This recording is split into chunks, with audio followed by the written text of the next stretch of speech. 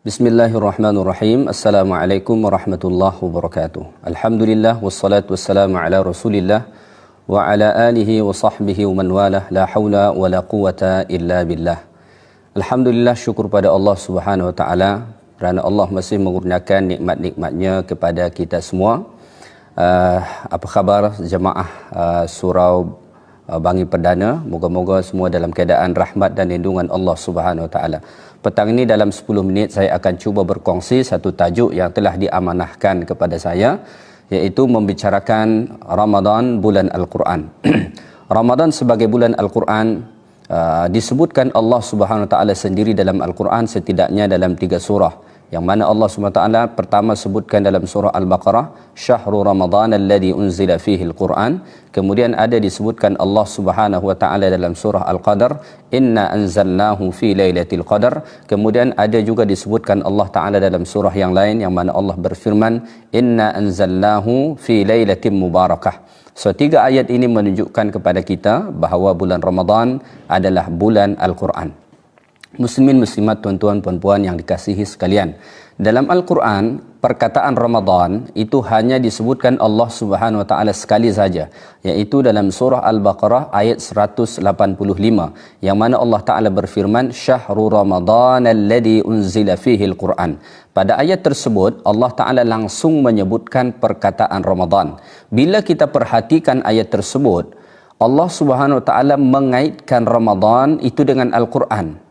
Allah SWT mengaitkan Ramadan itu dengan Al-Quran.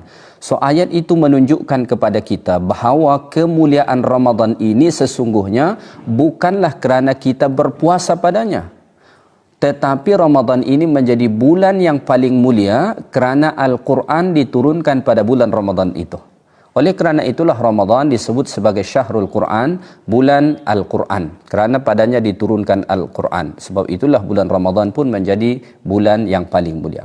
Oleh kerana bulan Ramadan sebagai bulan Al-Quran, maka kita amat digalakkan untuk memperbanyakkan bacaan Al-Quran pada bulan Ramadan. Rasulullah sallallahu alaihi wasallam sendiri mencontohkan kepada kita betapa Nabi bersungguh-sungguh membaca Al-Quran pada bulan Ramadan, sehingga kan dalam hadis Nabi sallallahu alaihi wasallam baginda menyebutkan setiap-tiap tahun Jibril alaihi salatu wasallam datang untuk mendengarkan bacaan Rasulullah sallallahu alaihi wasallam tepatnya pada bulan Ramadan. Maka oleh kerana itulah ada kita kenal dengan istilah tadarus Al-Quran, iaitu kita belajar membaca Al-Quran pada bulan Ramadan. Para ulama-ulama salaf kita terdahulu, mereka amat bersungguh-sungguh membaca Al-Quran ketika mana masuk bulan Ramadan. Lihat saja Imam Malik rahimahullah. Imam Malik adalah pengarang kitab Muwatta. Muwatta ni adalah kitab hadis, kitab yang lebih awal, kitab hadis pertama yang lebih awal berbanding Sahih Bukhari, Sahih Muslim, yang disusun oleh Imam Malik, guru kepada Imam Syafi'i rahimahullahu taala. Apa yang dilakukan Imam Malik ketika masuk bulan Ramadan? Beliau meninggalkan majlis-majlis hadis yang biasa beliau lakukan, yang biasa beliau ajarkan hadis pada bulan-bulan yang lain. Apabila masuk bulan Ramadan, beliau meninggalkan majlis-majlis hadis, beliau menyebukkan diri dengan Al-Quran, dengan membaca Al-Quran, dengan tadabbur Al-Quran. Begitu juga kalau kita melihat Imam Syafi'i rahimahullah ta'ala, disebutkan Imam Syafi'i pada bulan-bulan yang lain, beliau sentiasa mengkhatamkan Al-Quran sebanyak 30 kali dalam sehari. Sebanyak 30 kali dalam sebulan, maknanya khatam tiap-tiap hari. Tetapi pada bulan Ramadan, Imam Syafi'i rahimahullahu taala mengkhatamkan Al-Quran 60 khatman, sebanyak 60 kali khatam Al-Quran. Masya-Allah, kita mengaku mazhab Syafi'i, adakah kita sudah mencontohi apa yang dilakukan oleh Imamuna Asy-Syafi'i rahimahullahu taala alaih?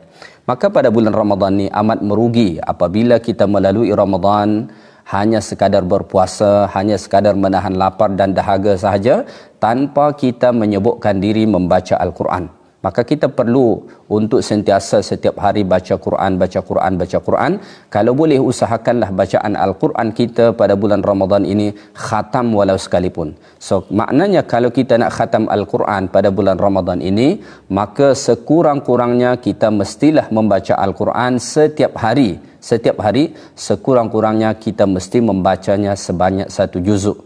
Apabila Ramadan hanya 29 saja, maknanya kita perlu baca lebih 1 juzuk lebih sikit dalam 1 hari. Adakah ini memerlukan masa yang lama? Penat tidak. Membaca 1 juzuk itu tidaklah lama.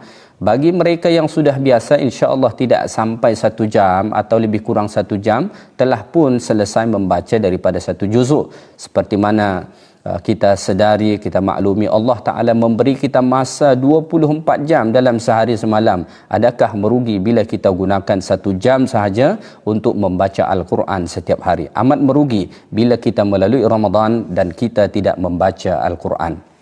Itu poin yang pertama.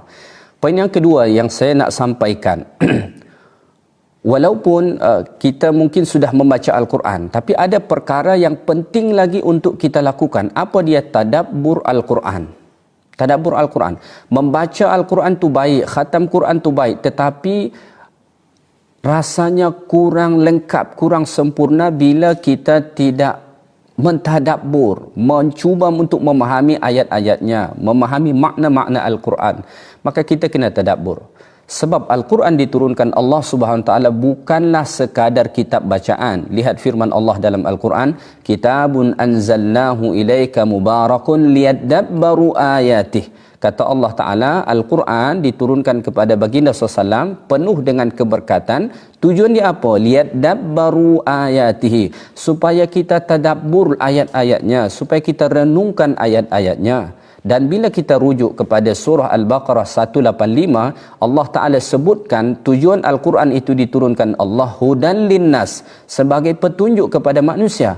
Bila kita tidak mentadabbur Quran, bila kita tidak memahami Quran, tak nak mendengar tafsir, tak nak mendengar tadabbur, tak nak membaca makna-makna Al-Quran, adakah Quran itu menjadi petunjuk bagi kita? Tentu tidak. Oleh kerana itulah, baca juga Al-Quran itu dengan tadabbur. Oh, saya ustaz tidak pandai tadabbur, tidak faham bahasa Al-Quran. Baca buku, ada buku tafsir. Maka jangan cukupkan sekadar membaca Al-Quran saja, baca buku tafsir. Oh, saya malas ustaz untuk membaca buku, penatlah. Dengar saja. Sekarang ni asatiz kita, ustaz-ustaz kita banyak membuat live kuliah tadabbur, kuliah tafsir. Sekali saya nak promotion, saya setiap hari juga membuat tadabbur Al-Quran tiap-tiap hari pukul 2.30 sampai pukul 3, hanya 30 minit saja di Facebook saya. Boleh follow, boleh ikuti tiap-tiap hari, setiap pukul 2.30 sampai pukul 3 sepanjang Ramadan, membicarakan tadabbur surah Yusuf. So amat penting untuk kita tadabbur Al-Quran. Sebab bila kita membaca Al-Quran saja, kita tidak tadabbur, kita tidak cuba untuk menyelami makna-makna ayat, maka kita tidak akan dapat menikmati kelazatan Al-Quran itu.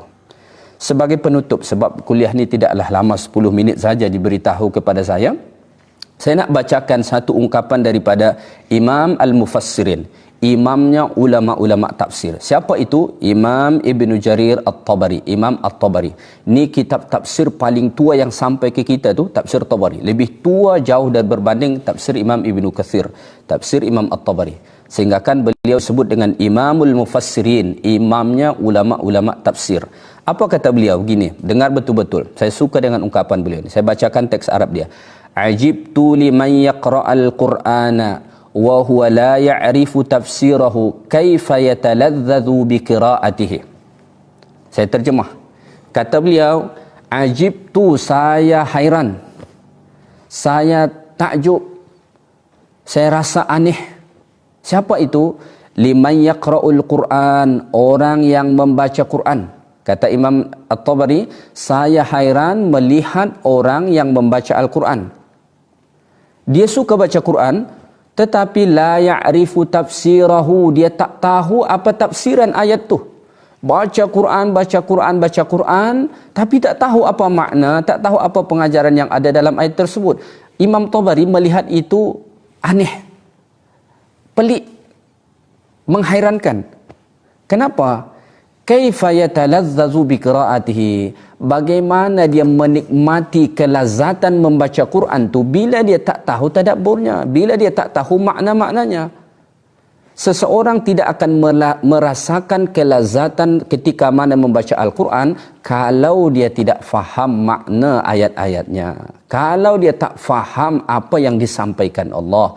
Oleh kerana itulah pada bulan Ramadan ini, jangan sekadar kita cukupkan membaca Al-Quran, walaupun baca Quran itu adalah baik. Jangan sekadar itu kita cukupkan saja. Ikutilah tadabbur Al-Quran. Boleh baca tafsir sendiri. Kalau malas membaca, cukup mendengar seperti mana yang telah saya sebutkan tadi. Dah pas 10 minit, saya ingat setakat ini saja. Moga-moga bermanfaat bagi kita semua. Yang baik dari Allah, yang kurang daripada saya. Subhanakallahumma bihamdik. Asyhadu an la ilaha illa anta astaghfiruka wa atubu ilaik. Assalamualaikum warahmatullahi wabarakatuh.